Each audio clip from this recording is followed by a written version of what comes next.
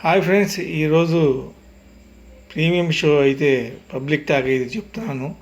War 2 సినిమా junior NTR, Hrithik Roshan, Kiara Advani వీళ్ళు ముగ్గురు కూడా యాక్షన్ సన్నివేశాలతో ఎక్కువగా చిత్రీకరించిన చిత్రం వార్ 2 సినిమా అయితే మడికి super duper hit.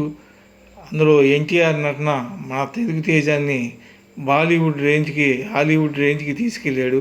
Hrithik Roshan గురించి చెప్పాల్సిన అవసరమే లేదు. అతను ఆల్రెడీ సక్సెస్ఫుల్గా ఉన్న pan India hero. Anyway cinema అయితే మడికి సూపర్ డూపర్ హిట్.